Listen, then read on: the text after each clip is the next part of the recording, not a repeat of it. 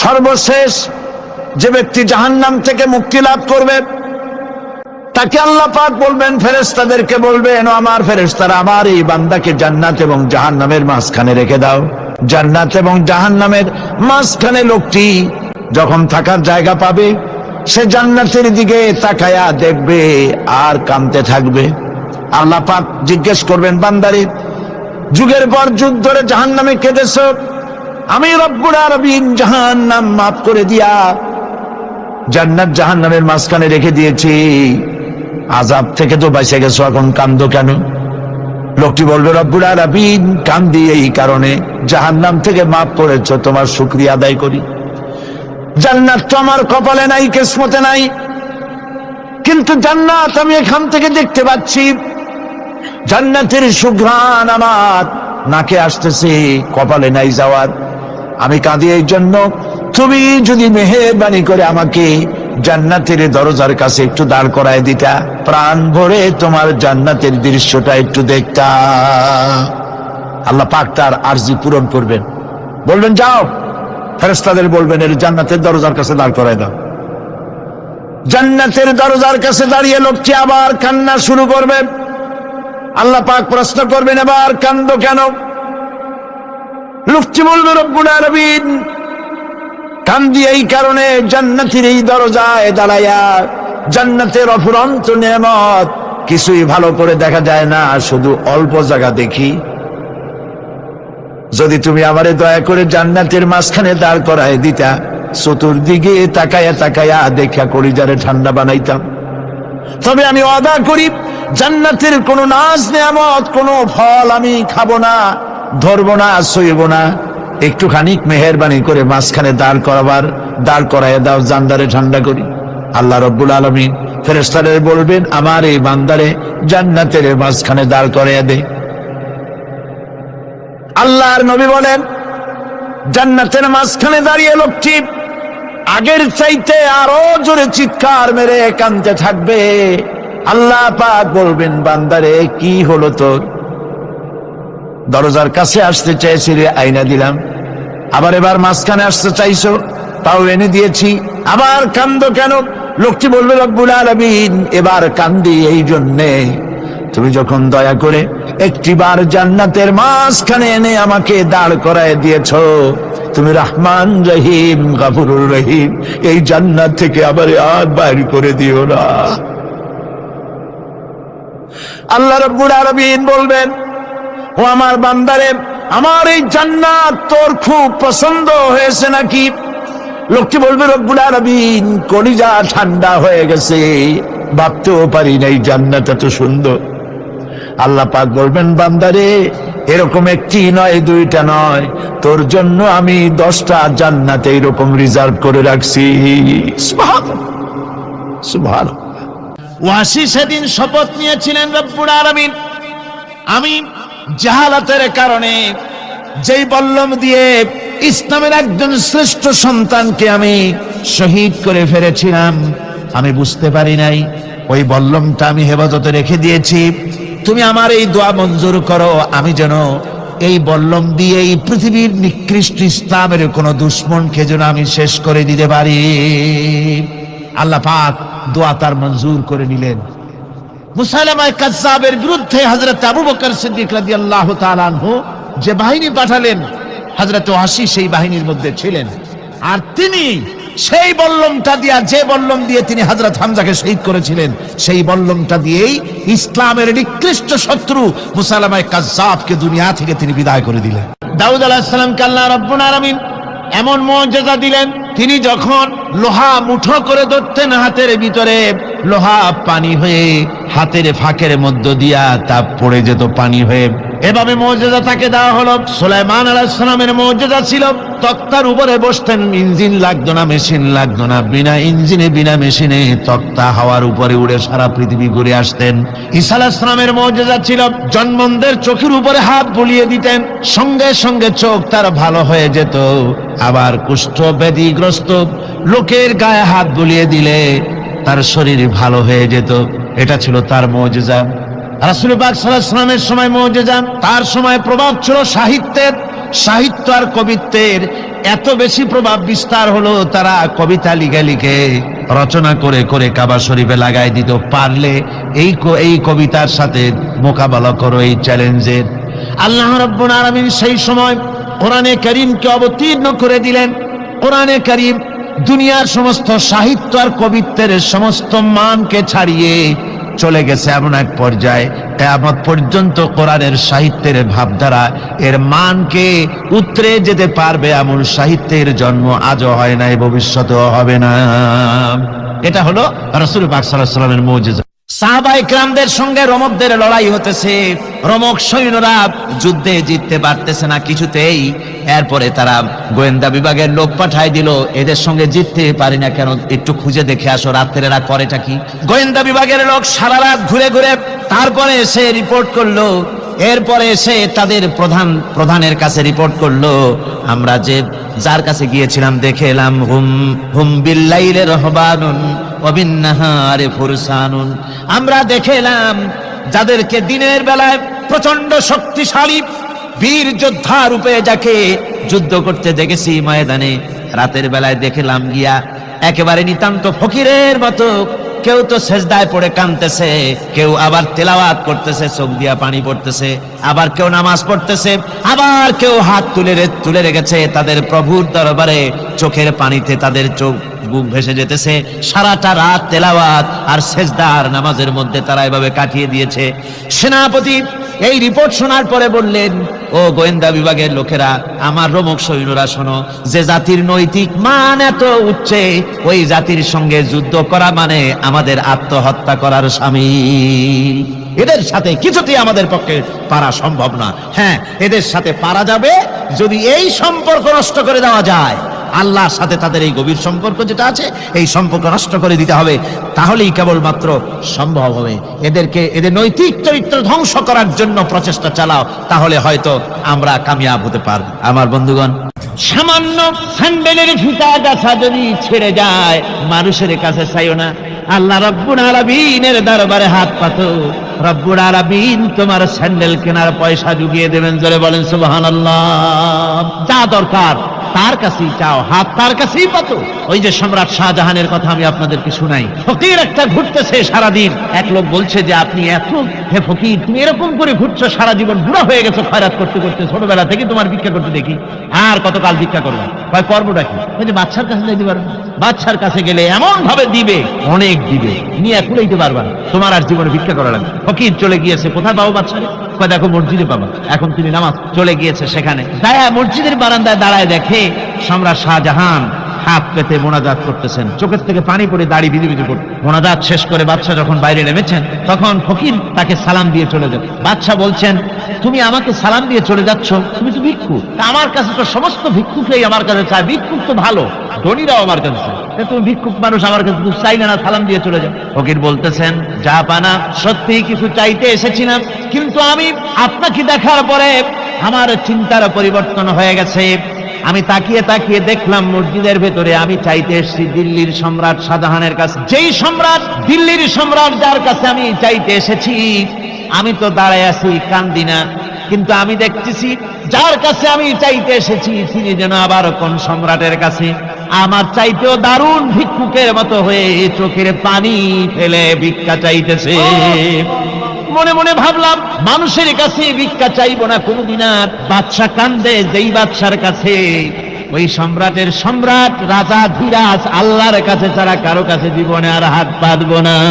হযরত আবু হুরায়রা রাদিয়াল্লাহু তাআলা আনহু একবার রাসূল করিম সাল্লাল্লাহু আলাইহি ওয়াসাল্লামের দরবারে কাঁদতেছিলেন। হুজুর জিজ্ঞেস করলেন, আবু হুরায়রা তুমি কাঁদো কেন? হযরত আবু হুরায়রা বলেন, হুজুর আমার মা আমাকে মেরেছে, আমি সেই জন্য কাঁদতেছি। হুজুর বলেন, মা তোমাকে মারলো কেন?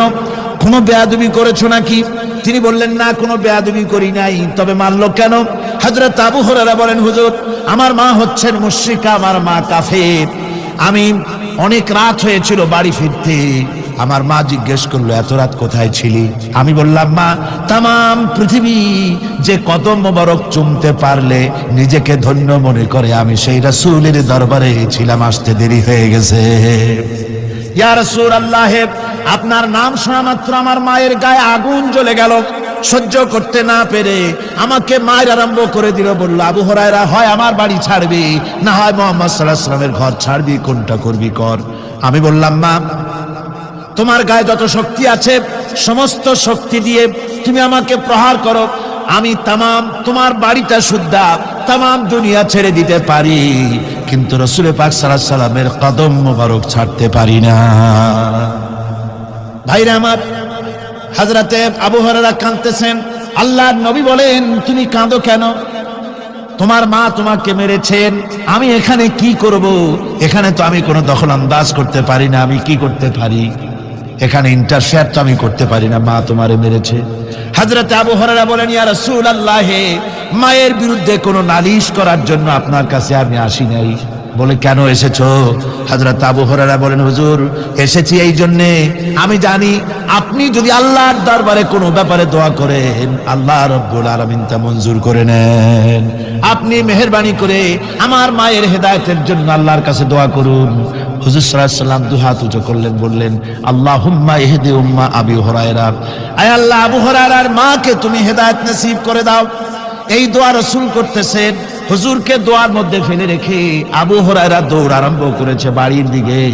পেছন থেকে কয়েকজন সাহাবী তারা দৌড়ে গেল। আবু হুরায়রা দৌড়ায় কেন? এত ভদ্র মানুষ, কোন সময় কারোর সাথে রাগারাগি করে না, দৌড়ায় কেন? নিশ্চয়ই কোনো বিপদ বুঝি হয়ে গিয়েছে, পিছন থেকে জামা টেনে ধরেছে। কি হয়েছে, দৌড়াও কেন? হযরতে আবু হুরায়রা বলেন, আমার জামা ছেড়ে দাও, আমাকে দৌড়াতে দাও। আমি দৌড়াইয়া বাড়ি পৌঁছে গিয়ে দেখতে চাই, আমি আগে দৌড়ে বাড়িতে গেলাম না নবীজির দোয়া আমার আগে আমার বাড়ি পৌঁছে গেল, কোনটা হলো আমি সেটা দেখতে চাই। হযরত আবু হুরায়রা দৌড়াতে দৌড়াতে ঘরের কাছে গিয়ে নক করেছে। ভিতর থেকে আওয়াজ এলো, কে? কিছুক্ষণ পর মা আমার বেরোলেন, মাথার চুল দিয়া পানি পড়তেছে, বুড়া মানুষ। মা আমার কাছে এসে বলল, বাবা, তোমাকে মারার পর আমি বড় অনুতপ্ত হয়েছি, মনে মনে অনুশোচনা করেছি, আরে আমার ছেলে তো কোনো খারাপ জায়গায় যায় নাই, কোনো খারাপ মানুষের কাছে যায় নাই, মারলাম কেন? বড় অনুতপ্ত হয়ে গেছি আমি। এই অনুশোচনা করে আমি এই মাত্র গোসল করেছি, আমাকে নিয়ে চলো তুমি বিশ্ব নবী রাসূলুল্লাহর দরবারে। আমার ভাইরা, রাসূল পাক সাল্লাল্লাহু আলাইহি ওয়াসাল্লাম, আল্লাহর নবী এমন এক মহান সত্তা ছিলেন যে তিনি দোয়া আল্লাহর দরবারে হাত উঁচু করতে দেরি আছে, কিন্তু দোয়া কবুল হতে দেরি নাই।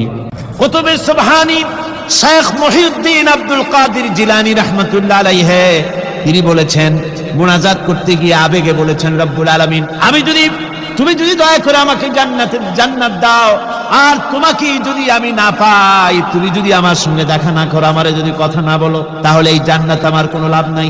আর আমাকে যদি জাহান্নাম দিয়ে দাও, আর মাঝে মধ্যে তুমি যদি জিজ্ঞাসা করো, মহিউদ্দিন কেমন আছো, তাহলে এই জাহান্নাম আমার জন্য বেহেশত হয়ে যাবে।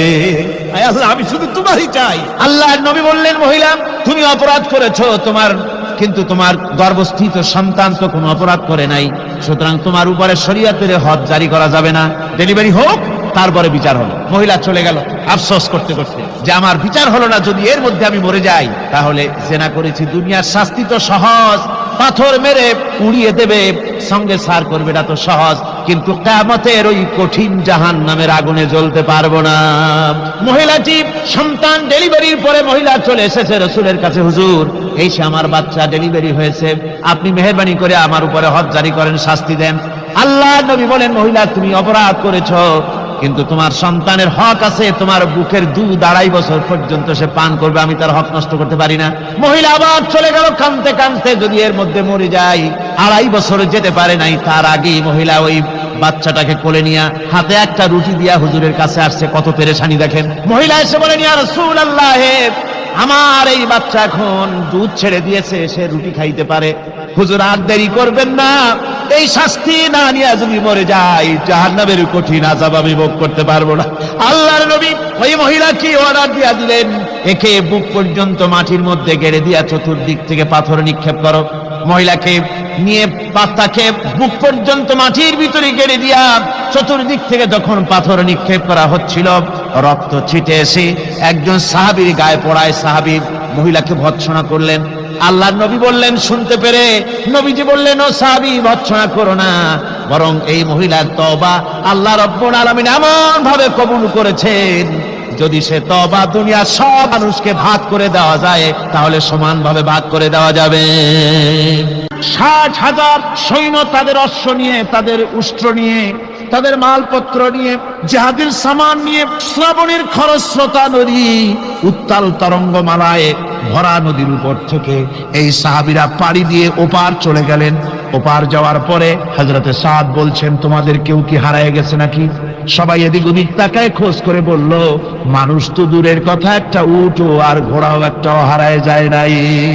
একজন বলল, আমার একটা পেয়ালা, যে পেয়ালা আমি পানি পান করতাম, সেই পেয়ালাটা তুফানে ছিটকে কোথায় চলে গেছে, ওইটা হারায় গেছে। হযরতে সাদ বলেন, মুজাহিদের কোনো জিনিস দরিয়া নিতে পারে না, অবশ্যই তা ফেরত আসবে।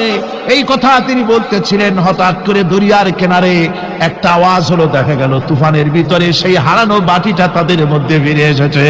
আল্লাহু আকবার! মুজাহিদদেরকে সাহায্য করেন স্বয়ং আল্লাহ রাব্বুল আলামিন। আফ্রিকার জঙ্গলের কাছে, ভিন্ন ইতিহাস, জঙ্গলের কাছেই মুসলমানদেরকে থাকতে দেওয়া হয়েছে। মনে করা হয়েছিল জঙ্গলের সমস্ত হিংস্র প্রাণীরা এই মুসলমানদের শেষ করে দেবে, যুদ্ধ করা লাগবে না। হযরতে সাদ সে অবস্থা বুঝতে পারলেন, তিনি একটা মঞ্চ তৈরি করলেন।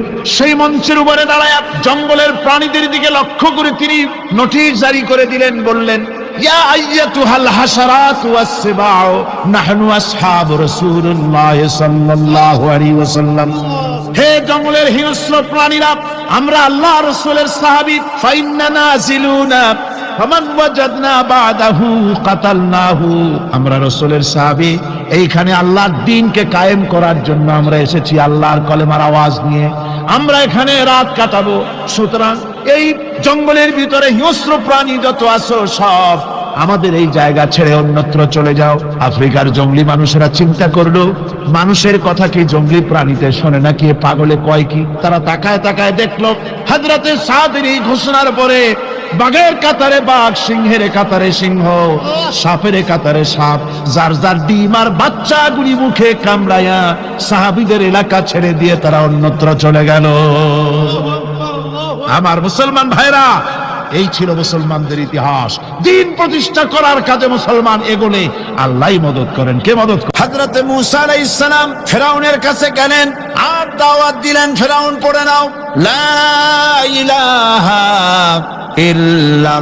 ইল্লাল্লাহ।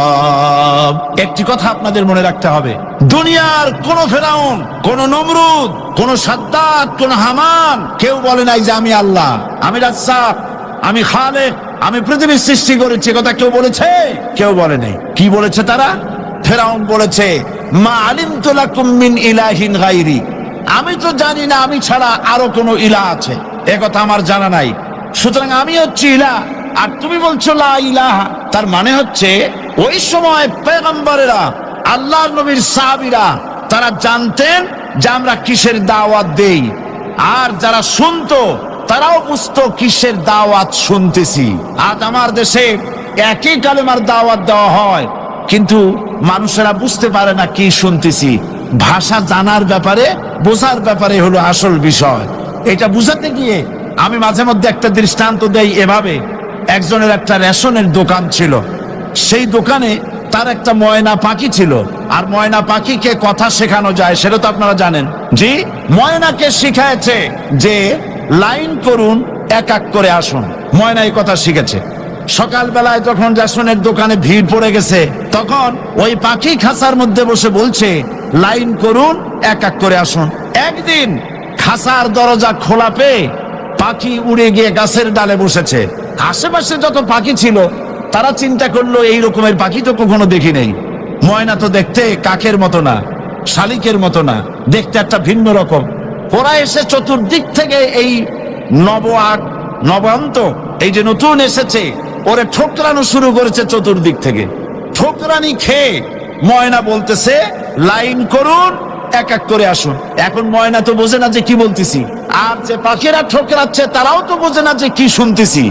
ময়না যদি বুঝতো যে আমি কি বলি, সবাই মিলে ঠোকরায়, তাই জান বাঁচে না। লাইন করে ঠোকরাইনি তো কলজে যাবে, ঠোঁটে রোডে চলে বুঝে নাই। আমাদের অবস্থা তাই হয়েছে।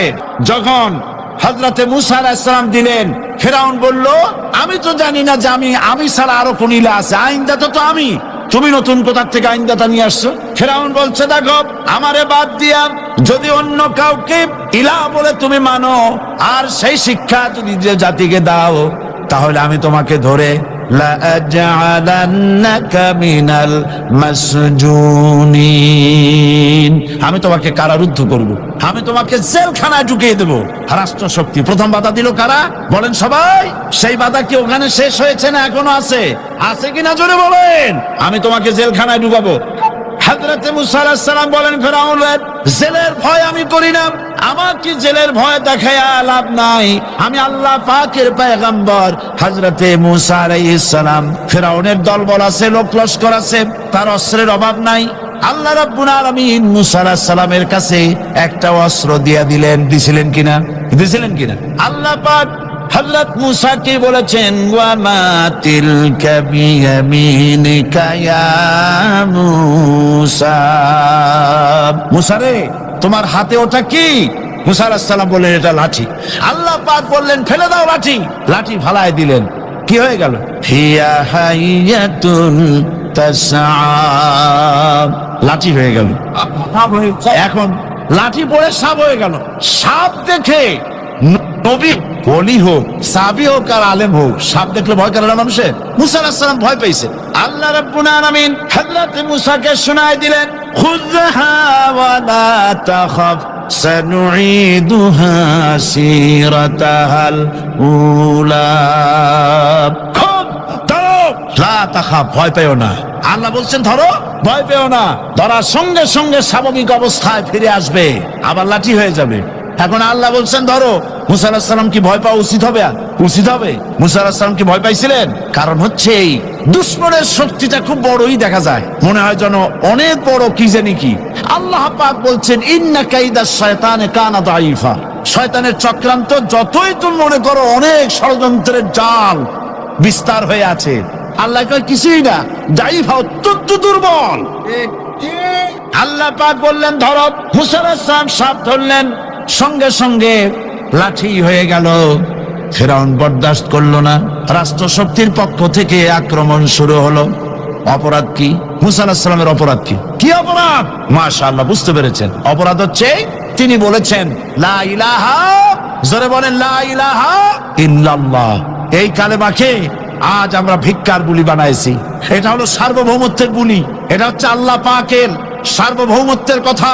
আজ আমরা মানুষের কাছে আমরা শুনি, মানুষেরা ভিক্ষা চায়, লা ইলাহা ইল্লাল্লাহ, এক মুঠ চাউল দেন, লা ইলাহা ইল্লাল্লাহ 10 খান পাই দেন।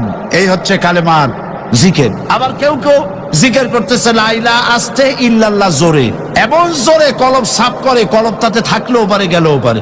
এই কালেমার জাত, এর আঘাত পয়গম্বররা মেরেছেন।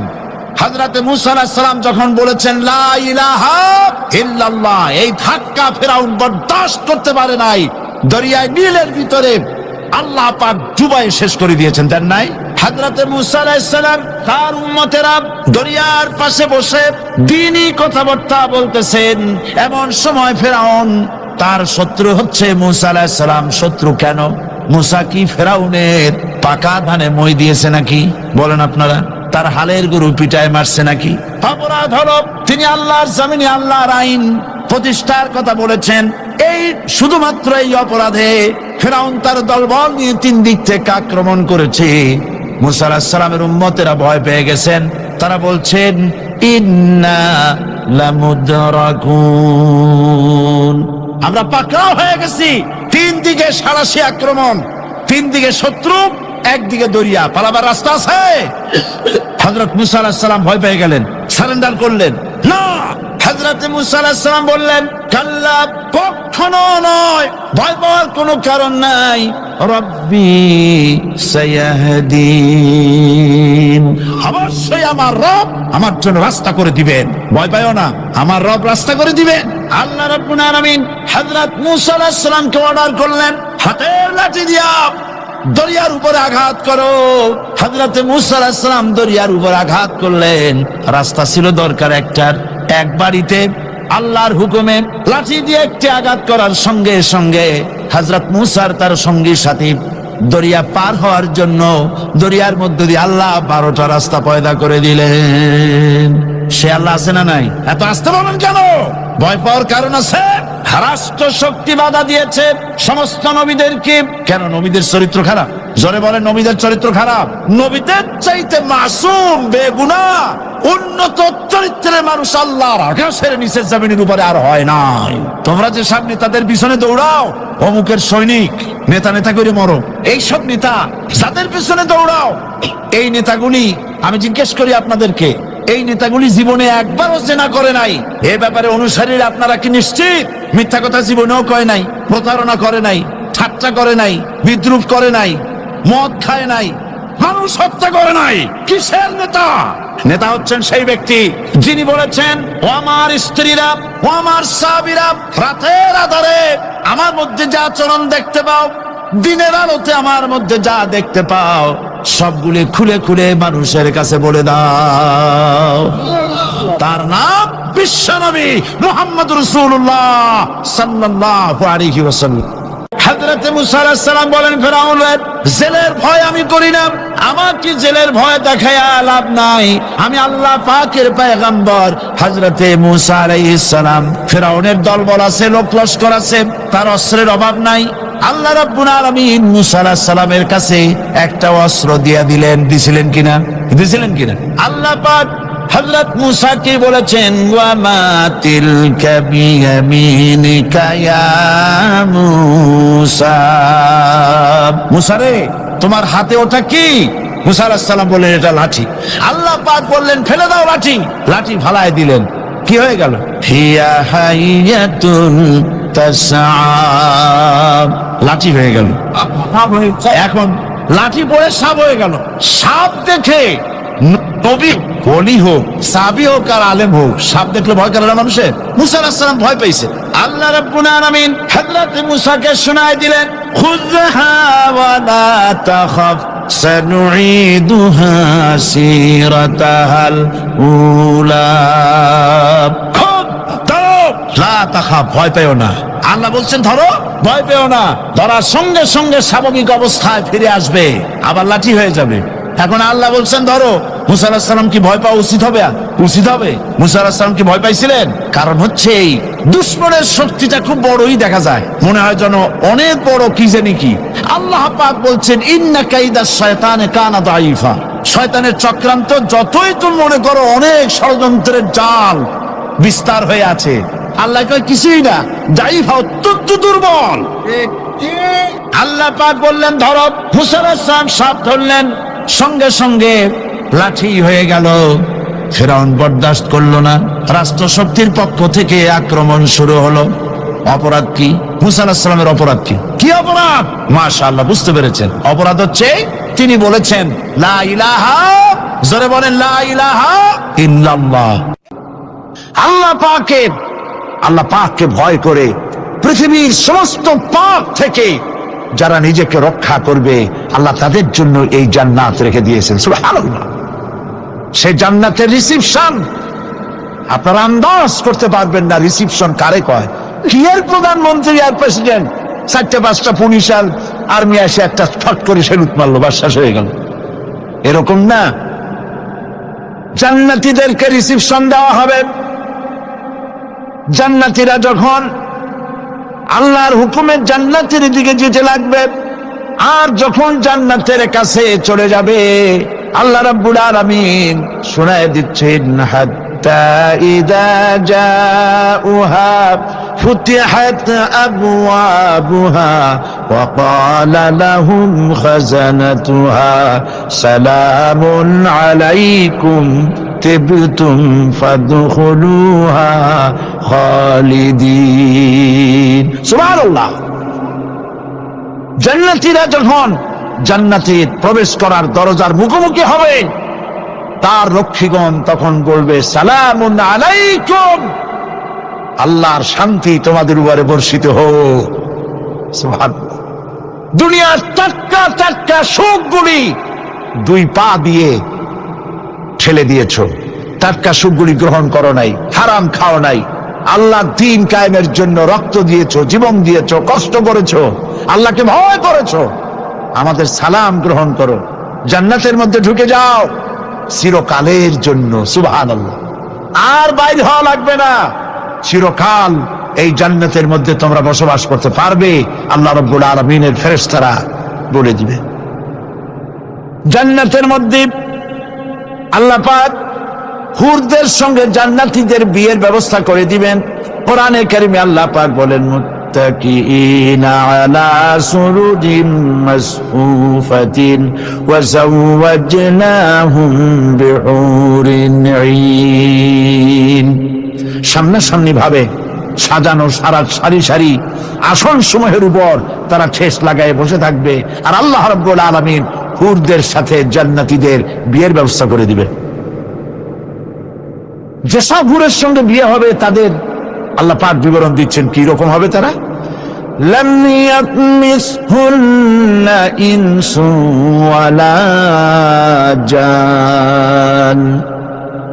এর পূর্বে জিন এবং ইনসান এদেরকে কেউ স্পর্শ করে নাই। কিরকম তারা? কাআন্নাহুন্নাল ইয়াকুতু ওয়াল মারজান। যেমন ঝিনুকের ভিতরে মণিমুক্তা থাকে, এইভাবে আল্লাহ পাক তাদেরকে পবিত্র করে রেখে দিয়েছেন। আমার প্রিয় ভাইরা, আল্লাহ রাব্বুল আলামিন কোরআনে কারীমের ভিতরে বলেছেন, ফাবিআইয়ি আলা'i রাব্বিকুমা তুকাযযিবান। জান্নাত দান করে আল্লাহ পাক এবার জান্নাতীদেরকে সম্বোধন করে বলবেন, ইয়া ইবাদি লা খাউফুন আলাইকুমুল ইয়াওমা ওয়ালা আনতুম তাহজানুন। হে আমার বান্দারা, লা খাউফুন আলাইকুমুল ইয়াওম, আজ আর কোনো ভয় নাই। সুবহানাল্লাহ, সুবহানাল্লাহ। আজ আর কোনো ভয় নাই, কোনো চিন্তাও নাই, আরামে এই জান্নাতের মধ্যে বসবাস করো। এরপরে আল্লাহ পাক জিজ্ঞেস করবেন, ও আমার জান্নাতীরা, আমি যেসব ওয়াদা করছিলাম আমার ওয়াদা মোতাবেক সমস্ত নিয়ামত পেয়েছো? তারা বলবে, হ্যাঁ পেয়েছি, সব নিয়ামত আপনার ওয়াদা মোতাবেক সব পেয়েছি। আল্লাহ রাব্বুল আলামিন বলবেন, সব পাও নাই, ওয়ালাদাইনা মাজিদ, আমার কাছে আরো বেশি আছে। সুবহানাল্লাহ, আমার কাছে আরো বেশি আছে। জান্নাতীরা বুঝবে না সে আরো বেশিটা কি, এর থেকে আর বেশি কি। প্রিয় ভাই সব, নবী করিম সাল্লাল্লাহু আলাইহি ওয়াসাল্লাম বলেছেন, জান্নাতের সুখ আর শান্তি কোন চোখ নাই যা দেখেছে, যা কোন অন্তঃকরণ নাই যা কল্পনা করতে পেরেছে। এই জান্নাত মুত্তাকিদের জন্য আল্লাহ রাখছেন। সুবহানাল্লাহ। জান্নাতীরা ভাবতেও পারবে না সেই নিয়ামতগুলি কি। প্রিয় ভাই সব, সেই মুহূর্তে আল্লাহর নবী মুহাম্মদ রাসূলুল্লাহ সাল্লাল্লাহু আলাইহি ওয়াসাল্লাম বলবেন, রব্বুল আলামিন, আমার উম্মতেরা জান্নাতীরা বুঝতে পারে নাই আপনার কাছে কি নিয়ামত আরো বেশি আছে।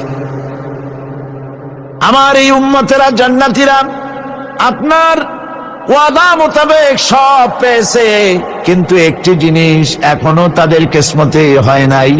সে জিনিসটা হলো, যারা তার রবকে না দেখে শুধু কোরআন আর হাদিসের কথা শুনে আরবের ঘুম হারাম করে তাহাজ্জুদের নামাজ আদায় করেছিল, চোখের পানি ফেলেছিল, যারা জান্নাত দেখে নাই, জাহান্নাম দেখে নাই, আপনাকে ভয় করে যারা জীবন পরিচালনা করেছিল, যারা আপনাকে দেখে নাই, না দেখে শুধু কোরআন হাদিস বিশ্বাস করে যারা অকাতরে নিজেদের জীবন বিলায় দিয়েছিল, এই জান্নাতীরা এখন পর্যন্ত তার রবকে দেখতে পারে নাই। আল্লাহ রাব্বুল আলামিন তার সামনে থেকে ৭০,০০০ পর্দা সরে যাবে। আল্লাহ পাক বান্দাদের আরজি পুরা করার জন্য জান্নাতীদের সামনে তিনি জালোয়া ফরজ হবে। কোরআন শরীফের ভিতরে আল্লাহ পাক বলে, জান্নাতীরা তারা আল্লাহর দিকে, জান্নাতীরা তার রবের দিকে তাকিয়ে থাকবে, আর রব তার বান্দাদের দিকে তাকাইয়া থাকবে। প্রাণ ভরে জান্নাতীরা রবকে দেখবে। সুবহানাল্লাহ। আল্লাহ পাককে দেখবে। প্রাণ খুলে আজ দোয়া করি রব্বুল আলামিন, জান্নাতের যেই পরিবেশে যেই জায়গায় তুমি দয়া করে তোমার গোলামদেরকে তুমি নিজেই দর্শন দিবে, দেখা দিবে। মনিব গো, ও আমাদের রব, আজ এই বিশাল জনসমুদ্র নিয়ে তোমার দরবারে আবেগ ভরা কণ্ঠে বলি, যেই অনুষ্ঠানটি তুমি এমন মুবারক অনুষ্ঠান করবে যেখানে তুমি জান্নাতীদেরকে দেখা দিবে, ওই জান্নাতের কোনো একটি, ওই অনুষ্ঠানের কোনো একটি কোনায় কানায় আমাদেরকেও দাঁড় করাইয়া দেখান তো।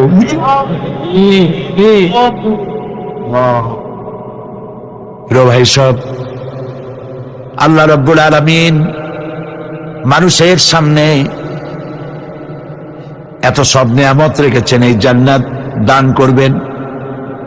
এরপরে আল্লাহ রাব্বুল আলামিন কোরআনে কারীমের মধ্যে বলেছেন, রব্বিস সামাওয়াতি ওয়াল আরদি ওয়া মা বাইনাহুমার রাহমানি লা ইয়ামলিকুনা মিনহু খিতাবা।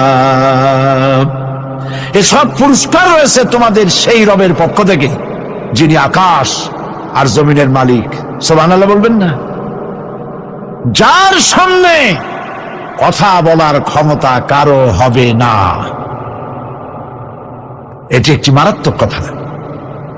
কিয়ামতের দিন আল্লাহর দরবারে কেউ কথা বলতে পারবে না আল্লাহর নির্দেশ ছাড়া।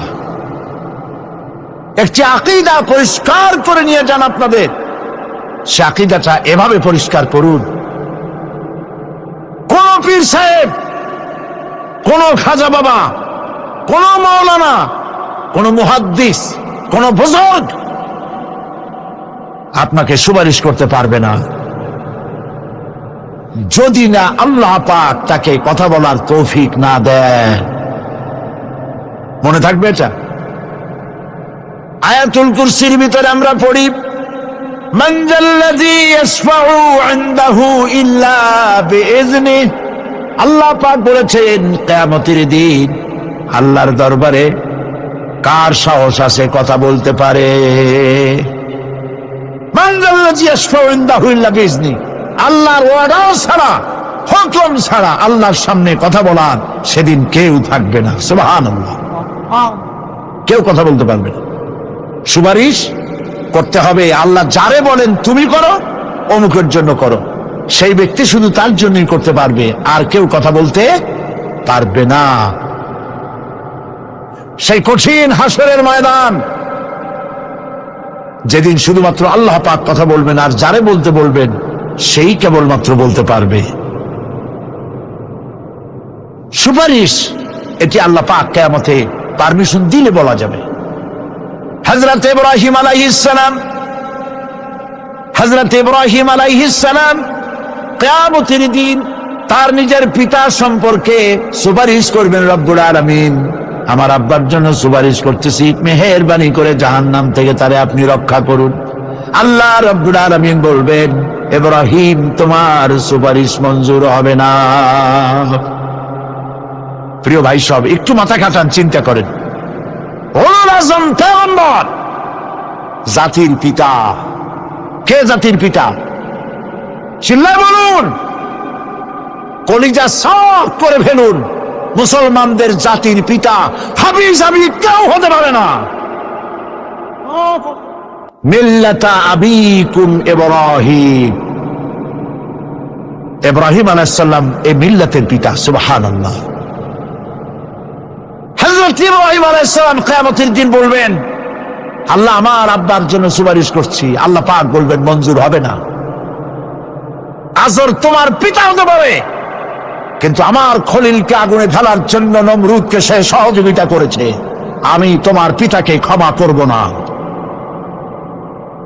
নবী করিম সাল্লাল্লাহু আলাইহি সাল্লামকে সাহাবায়ে কেরাম জিজ্ঞেস করেছেন, হে রাসূল, আপনার আব্বা এবং আম্মার অবস্থা কি হবে? নবী করিম সাল্লাল্লাহু আলাইহি সাল্লাম কেঁদে ফেলেছেন, সব বলেছেন, আমি তাদের কোনো উপকারে আসব না। আল্লাহু আকবার। আপনি মনে করছেন নাকি যে ইয়া নবী সালাম আলাইকা বলি অম্মি নবী সুপারিশ পাবেন? এত সহজ। কতগুলা রসগোল্লা খাইলেন আর বড় একটা মিছিল করলেন, আর অমনি চলে যাবেন। পৃথিবীর সব মানুষ, সাহাবায়ে কেরাম বাদ দেন, পৃথিবীর সমস্ত মানুষ একত্রিত হয়ে আবু তালেব রাসূলুল্লাহকে যে ভালোবেসেছেন, ওর 1000 ভাগের 1 ভাগও সারা দুনিয়ার মানুষ রাসূলুল্লাহকেই ভালোবাসতে পারবে? পারবে?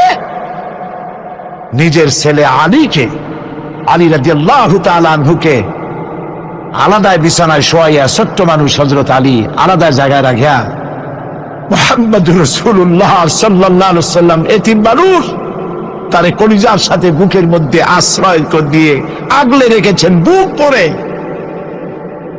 সেই আবু তালেব মৃত্যুর সময় নবী করিম সাল্লাল্লাহু আলাইহি ওয়াসাল্লাম বলেছিলেন, চাচা একটি বার আমার কানে তাওহীদের কালেমা শোনায় দেন। আবু তালেব, তার কিসমতে ছিল না কালেমা। মরে যাওয়ার পর একজন সাহাবী বলেছিলেন, ইয়া রাসূলুল্লাহ, মৃত্যুর সময় আবু তালেবের মুখ আমি নড়তে দেখেছি, তিনি কালেমা পড়েছেন সম্ভবত। রাসূলুল্লাহ সাহেব বলেছেন, আমি শুনি নাই। এত ভালোবাসার পরও হাদিস শরীফে এসেছে আবু তালেব জাহান্নামে যাবে। কোথায় যাবে? জাহান্নামে। সবচাইতে কম আযাব হবে কার? আবু তালেবের। কম আযাবটা কি? হাদিস শরীফে এসেছে কম আযাব হলো জাহান্নামের আগুন দিয়ে 1 জোড়া জুতা তৈরি করে আবু তালেবের পায়ে পরিয়ে দেওয়া হবে। সেই জাহান্নামের আগুনের তৈরি করা জুতার তাপে আবু তালেবের মাথার ঘিলুগুলো টকবক করে বউ পড়তে লাগবে। এত ভালোবেসে যদি কিয়ামতে উপায় না হয়, আপনি ইয়া নবী সালাম আলাইকা, ইয়া রাসূল সালাম আলাইকা, আর কতগুলো জিলাপি খাইলেন, বড় একটা মিছিল করলেন। প্রিয় ভাই সব, এইসব বিদআত ছাড়ুন, এগুলি সুস্পষ্ট বিদআত। রাসূলুল্লাহকে ভালোবাসবেন, সাহাবীরা যেভাবে ভালোবেসেছেন ওইভাবে ভালোবাসবেন। আল্লাহ রাব্বুল আলামিন বলেন, যালিকাল ইয়াউমুল হক ফামান শাআ আত্তাখাযা ইলা রাব্বিহি মাআবা। এই দিনটি অবশ্যই আসবে, সেদিনটি নিশ্চিতভাবে আসবে। আর এখন যার ইচ্ছা সে তার রবের দিকে অগ্রসর হোক। ইন্না আনজারনাকুম আযাবান করিবান ইয়াওমা ইয়ানজুরুল মার'উ মা কদ্দামাত ইয়াদাহু ওয়া ইয়াকুলুল কাফিরু ইয়া লাইতানি কুনতু তুরাবা। ইন্না আনজারনাকুম আযাবান করিবা, খুব নিকটবর্তী একটি আযাব সম্পর্কে আমি তোমাদেরকে সতর্ক করে দিলাম। কে বলতেছেন? আল্লাহ পাক। লক্ষ্য করুন আল্লাহ কি বলছেন। খুব নিকটবর্তী একটি কঠিন শাস্তি, আযাব, অর্থাৎ কিয়ামত, এ সম্পর্কে আমি তোমাদেরকে সতর্ক করে দিলাম। ইয়াউমা ইয়ানজুরুল মার'উ মা কদ্দামাত ইয়াদা, সেদিন প্রত্যেকটি লোক যা সে পাঠিয়ে দিয়েছিল এখানে, অর্থাৎ যা করেছিল সেগুলি সে দেখতে পাবে। আর তখন ওয়ায়াকুলুল কাফিরু ইয়া লাইতানি কুনতু তুরাবা। সেই কিয়ামতের ময়দানে অবস্থা দেখে কাফেররা বলবে, আহারে মানুষ না হইয়া যদি মাটি হইয়া যেতাম, যদি মাটি হতাম, যদি মানুষ না হয়ে না জন্মতাম, আজ এই হাসরের ময়দানে এইখানে এই বিচারের মুখোমুখি হতাম না, মাটি হইলে বরং অনেক ভালো হতো। এই পৃথিবীতে আমরা এসেছি, চলে যাব, যাওয়ার আগে এই কোরআন একটি বিশাল জনগোষ্ঠী এমন বানাতে চেয়েছে যে জনগোষ্ঠী এই কোরআন দিয়ে একটি বিশাল সমাজ গড়বে, রাষ্ট্র গড়বে, এমন রাষ্ট্র গড়বে যেই রাষ্ট্রে দুঃখ থাকবে না, অশান্তি থাকবে না, যেখানে সুখ থাকবে, সমৃদ্ধি থাকবে, আর কিয়ামতের দিন আল্লাহর জান্নাতে তারা চলে যাবে। তেমন একটি সমাজকে আমরা চাই। সবাই বলেন, সেরকম একটি সমাজকে আমরা চাই। প্রিয় ভাই সব, কিয়ামতের দিন আমরা যেতে চাই জান্নাতে। কোথায় যেতে চাই বলেন? জোরে বলেন।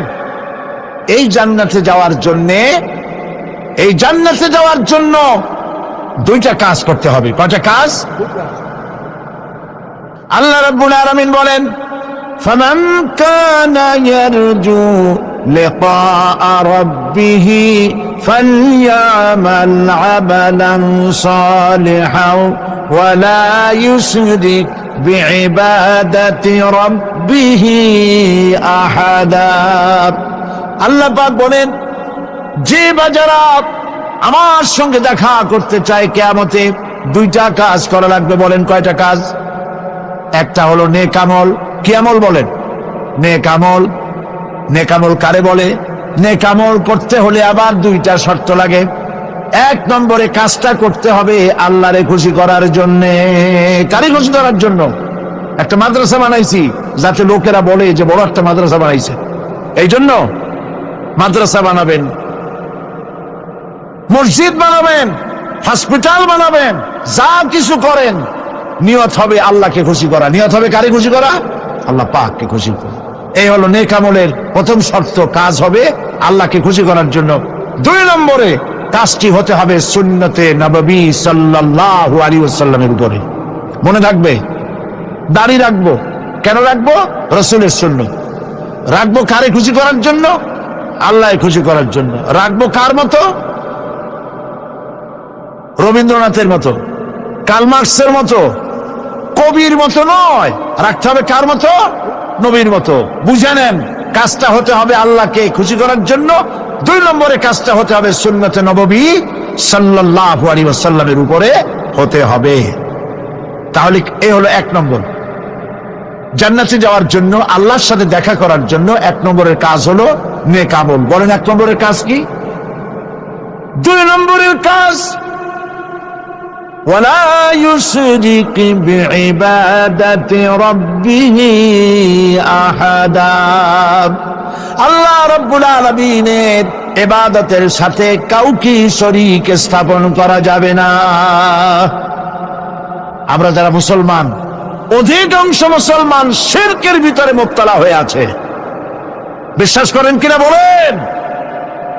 কাফেররা তো মুশরিক আছেই, ওরা তো মুশরিক আছেই, কিন্তু আমরা মুসলমানেরা আমাদের আমলের মধ্যে আমাদের অজান্তে সবের নিয়তে অনেক শিরক আমরা করে বসি। নাউজুবিল্লাহ। বলেন নাউজুবিল্লাহ। এই জন্য আমি বারবার সতর্ক করি, নিজেকেও করি, আপনাদেরকেও করি। এই কারণে করি, শিরকের গুনাহ আল্লাহ মাফ করবেন না। ইন্না শিরকা লাযুলমুন আযীম। শিরক মস্ত বড় অপরাধ, জুলম, আল্লাহ মাফ করবেন না। আল্লাহর কাছে কান্দে কান্দে মাপ চাওয়া লাগবে যে আল্লাহ শিরক থেকে আমাকে রক্ষা করো, বাঁচাও। অনেক গোপন শিরক আছে। মাজারে যান, পীর সাহেবের কাছে যান, মনে যদি নিয়ত থাকে উনি ফু দিলে আমি ভালো হবই, উনি তাবিজ দিলে আমার বাচ্চা হবেই, উনি আমারে দয়া করলেই আমার ব্যবসায় উন্নতি হবেই, এইটার নাম শিরক। এটার নাম কি? ওয়াইজা সাআলতা ফাসআলিল্লাহ ওয়াইজা ইসতাআনতা ফাসতাইন বিল্লাহ। যা বলার আল্লাহরে বলো, আর যা চাওয়ার কার কাছে চাও? চিল্লায় বলেন। কলিজাটাকে পরিষ্কার করে দেন আজকের মাহফিলে। এই কলিজায় কারো প্রতি কোনো ভয় রাখবো না আল্লাহ ছাড়া। ভয় করবো কারে বলেন? মহব্বত আল্লাহ ছাড়া, এত বেশি মহব্বত আর কাউকে করব না। আল্লাহ তাআলা আমাদের কলিজায় তোমার ভয় এবং মহব্বত দিয়ে ভরে দাও। রাসূলের মহব্বত দিয়ে আমাদের দিলকে ভরে দাও। বিশ্বাস করুন ভাই সাহেব, কোরআন শরীফ আমার সামনে, বিশ্বাস করুন। দেশি পীর, বিদেশি পীর, খাজা বাবা দেশি এবং বিদেশি, কেউ আপনার ভাগ্য বদলাই দিতে পারবে না। এই পিছনে দৌড়ায় দৌড়ায় কোনো লাভ নাই। এতক্ষণ মসজিদের ভেতরে বসে আল্লাহর কাছে কাঁদেন।